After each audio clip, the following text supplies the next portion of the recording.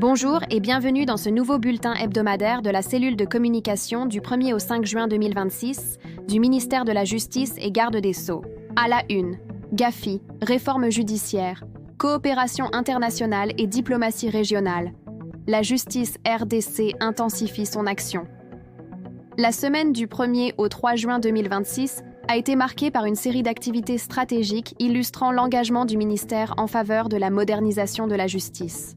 Le 1er juin 2026, en clôturant la réunion interministérielle consacrée au processus de sortie de la RDC de la liste grise du GAFI, le ministre d'État Guillaume Ngefa Atondoko Andali a réaffirmé la détermination du gouvernement à consolider les réformes contre le blanchiment des capitaux.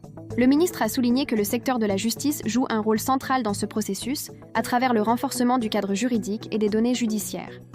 Le 2 juin, le ministre a reçu une délégation de l'Assemblée provinciale du Haut-Katanga pour discuter de la situation préoccupante des établissements pénitentiaires, notamment la prison de Boma à Kipushi, confrontée à la surpopulation carcérale, à l'insuffisance alimentaire et aux difficultés sanitaires.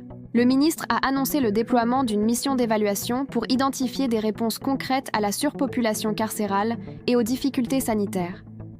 Toujours le 2 juin, le ministre d'État a reçu le nouvel ambassadeur du Portugal, son Excellence Mario Gomes, pour renforcer la coopération judiciaire. Les discussions ont porté sur la lutte contre la corruption, la création du tribunal pénal économique et le renforcement de la police scientifique.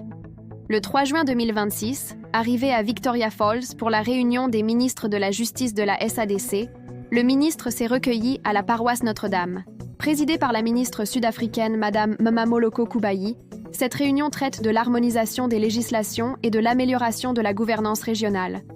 Les travaux portent notamment sur le projet de visa touristique unifié SADC Univisa et le rétablissement de la juridiction communautaire. À travers ces activités, le ministère confirme sa volonté de moderniser l'appareil judiciaire au service de la stabilité, de la paix et du développement. Bouclons ce bulletin avec ces communiques nécrologiques qui ont marqué cette semaine. Le secrétariat à la justice a la profonde douleur d'annoncer aux agents et cadres du ministère de la Justice le décès de M. Linda Lomboto Jean-Pierre, matricule 485.127 au grade de CB qui œuvrait à la division provinciale de la justice, mort survenu le vendredi 15 mai 2026 au centre hospitalier Renaissance, ex-Mama Yemo, de suite d'une maladie. Et enfin, le quartier général de la police judiciaire des parquets a la profonde douleur d'annoncer aux inspecteurs judiciaires, agents et fonctionnaires de la police judiciaire des parquets, la disparition inopinée de M. Kieri Mpia Philippe, inspecteur en chef, directeur à la cellule de formation, d'encadrement, de recyclage et stage, survenu ce samedi 30 mai 2026, de suite d'une maladie. Le deuil est observé au numéro 11, avenue Yohana, quartier Télécom, commune de Mont-Ngafula. Les programmes des obsèques vous seront communiqués ultérieurement. Merci de nous avoir suivis et n'oubliez pas de vous abonner sur WhatsApp, Facebook et X en tapant Celcom Justice pour ne rien rater. À bientôt.